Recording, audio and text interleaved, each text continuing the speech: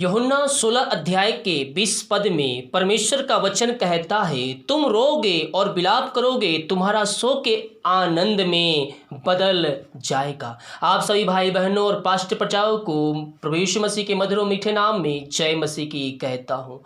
यीशु को सलीब की मौत दी गई थी। उसके शिष्य व्याकुल और निराश हो गए थे। उनकी सब आशाएं उसी पर थी। अब वह कब्र में मृतक पड़ा था, परंतु तीसरे दिन वह जी उठा। उसके शिष्यों ने अवश्य उन शब्दों को याद रखा होगा जिन्हें कि उसने उनसे अपनी मृत्यु के पहले कहा था, जो ऊपर लिखा है, अपने प्यारे प्रभु और स्वामी को फिर देखने में उन्हें कितना आनंद हुआ होगा। यहाँ इसीलिए कहता है, तुम रोगे विलाप करोगे, परंतु तुम्हारा शोक आनंद में बदल जाएगा। हालेलुया। जब यीशु इन बातों को कह रहा होगा मेरे प्रियो, इसी बात के लिए कहा होगा कि जब मैं सलीब पर चढ़ जाऊंगा, जब मैं क्रूस पर चढ़ जाऊंगा, तुम क्या होगे? तुम रोगे और विलाप करोगे, लेकिन जब मुझे तुम तीसरे दिन मृतकों में से जीते देखोगे, तुम जानोगे और तुम्हारा शोक जो होगा वह आनंद में बदल जाएगा। इस प्यारे प्रभु और स्वामी को फिर देखने में उन्हें कितना आनंद हुआ होगा। यूहन्ना हमें मेरे प्रियो बताता है, तब चेले प्रभु को देखकर आनंदित हुए। यूहन्ना अध्याय 20 के 20 पद में जब पढ़ेंगे तो यहाँ पास से हमें पता चलता है कि यीशु को देखकर चेले जो हैं वो कितने आनंद से उछलने लगे और उनके अंदर एक आनंद की भरपूरी आ गए। हम उनके आनंद का अंदाजा नहीं लगा सकते मेरे प्रियो। जब यीशु स्वर्ग चला गया, जब यीशु स्वर्ग चला गया, प्रेतियों के काम के पहले अध्याय के प्रथम 8 पदों को फिर से पढ़िए। वहां पास हम पाते हैं, कल्पना कीजिए कि जी उठने के बाद 40 दिनों तक जब यीशु अपने शिष्यों के बीच में रहा और फिर से उन्हें शिक्षा देते रहा, तो कितने आनंदित हुए होंगे।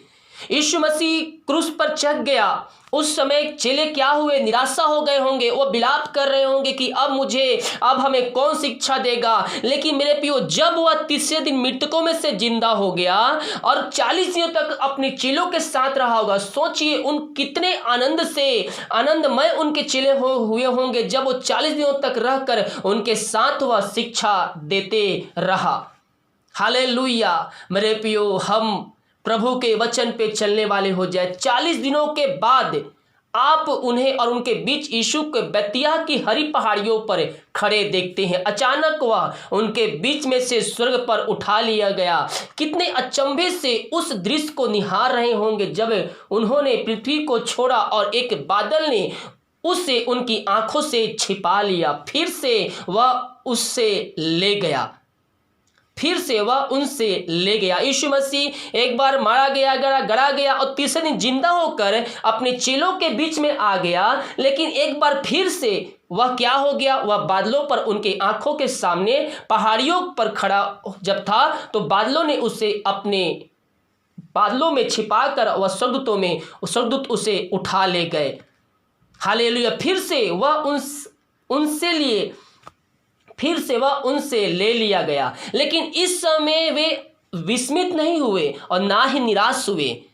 हालेलुया, बिल्कुल भी नहीं। जब पहली बार यीशु मसीह क्रूस पर चढ़ाया गया था, वह निराश हो चुके थे, वह विलाप कर रहे थे। लेकिन जब दूसरी बार यीशु मसीह उनके आंखों के सामने बादलों पर उठा लिया गया, उस समय वह बिल्कुल भी निराश नहीं थे, वो विस्मित नहीं हुए, वो बिल्कुल भी डरे हुए नहीं थे, बिल्कुल भी नहीं। लूका हमें बताता है मेरे प्रियो, वह उससे अलग हो गया और स्वर्ग पर उठा लिया गया। तब वे उसको दंडवत करके बड़े आनंद से यरूशलेम को लौट गए। लूका 24 के 51 और 52 पदों में हम पाएंगे, जब दूसरी बार यीशु मसीह उनसे अलग हुआ, वह बादलों पर उठा लिया गया, जबकि उनके आंखों के सामने वह दूसरी बार निराशा नहीं हुए, वह क्या हुए? वह आनंद से यरूशलेम को लौट गए। दूसरी बार उनसे अलग होने पर वे इतने आनंदित क्यों थे मेरे प्रियो? जब पहली बार यीशु मसीह क्रूस पर चढ़ा गया, उनसे अलग हो गया, वह निराश थे, वह व्याकुल थे,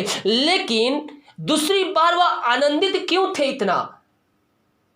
इस बार भी यीशु मसीह उनसे अलग हो गया, बादलों पर उठा लिया गया। लेकिन जब दूसरी बार वह उनसे अलग हुआ तो वह निराशा नहीं हुआ, बल्कि वह आनंद मनाने लगे, इसलिए कि यीशु ने उनसे एक प्रतिज्ञा की थी। उसने कहा था, देखो मैं जगत के अंत तक सदा तुम्हारे संग हूँ। हालेलुया मेरे प्रियो, यीशु मसीह हमारे संग है। ओ हालेलुया, ओ हमारे संग है। वह बादलों पर उठा लिया गया है। वह जीवितों का परमेश्वर है, जिसकी हम स्तुति करते, जिसकी हम आराधना करते हैं। वह जीवितों का परमेश्वर है। दूसरी बार उसके चेले उन दुखी नहीं, विलाप नहीं हुए, वो घबराए नहीं, वो डरे नहीं, बल्कि आनंद मनाते हुए यरूशलेम को लौट गए। वो आनंद क्यों? क्योंकि प्रभु यीशु मसीह ने उनसे एक प्रतिज्ञा की थी। उसने कहा था, देखो मैं जगत के अंत तक तुम्हारे साथ हूं। मत्ती अध्याय 28 के 20 पदों में आप ये प्रतिज्ञा को पाएंगे। मेरे प्रियो, यीशु मसीह हमारे संग है। वो आज और कल नहीं, बल्कि वो योगा योग हमारे संग है। वो आदि अल्फा ओमेगा है। मेरे प्रियो, हमें आनंद मनाने की आवश्यकता है। वे जानते थे, उसके चेले जानते थे, कुछ भी हो जाए वह स्वर्ग से उनकी चौकसी करता रहेगा। यीशु मसीह स्वर्ग से हमें निहार रहा है, स्वर्ग से हमें देख रहा है। चाहे किसी परिस्थिति में आप क्यों ना हो, यीशु मसीह कभी ना छोड़ेगा, कभी भी ना आपको त्यागेगा।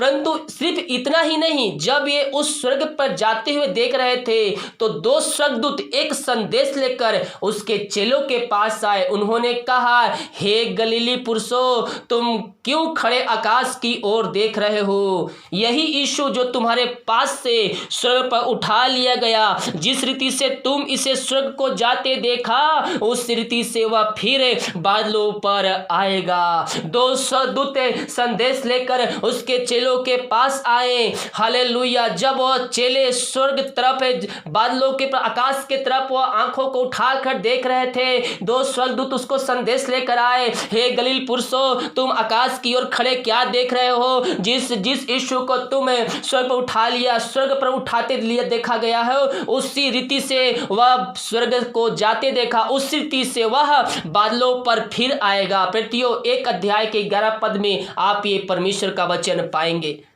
जिस रीति से यीशु मसीह स्वर्ग पर उठा लिया गया, उस रीति से अपनी महिमा के साथ वह बादलों पर फिर आएगा। मेरे प्रियो, आएगा और अपने चुने हुए लोगों को अपने साथ वह ले जाएगा। यह एक छोटा सा पद कितना महत्वपूर्ण है मेरे प्रियो, हमें यह महसूस करने की जरूरत है और हमेशा ये याद रखना है कि यीशु मसीह फिर बादलों पर आएगा।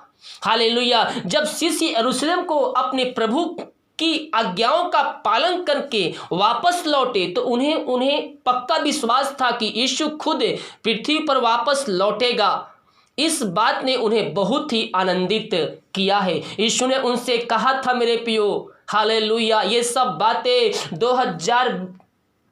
2020 सालों पहले गुजर चुका है।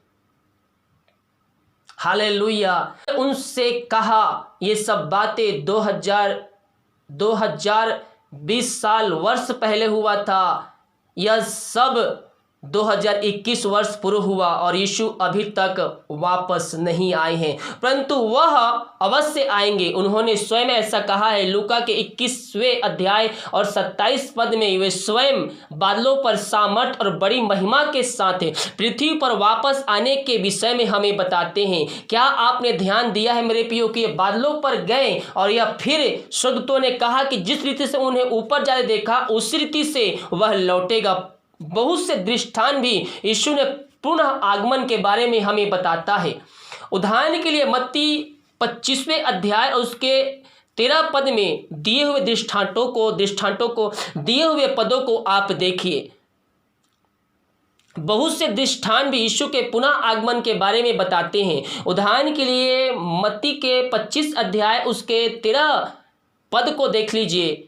इसमें एक दूल्हे के बारे में लिखा है। क्योंकि यह एक विवाह का दृश्य है तो इसे समझाने हमारे लिए मुश्किल नहीं है। यह दूल्हा वास्तव में और कोई नहीं मेरे प्रियो, बल्कि मसीह यीशु है। और यह कहानी हमें चेतावनी देती है कि जब वह आएगा तो कुछ लोग ऐसे भी रहेंगे जो उसके आने के लिए तैयार नहीं होंगे।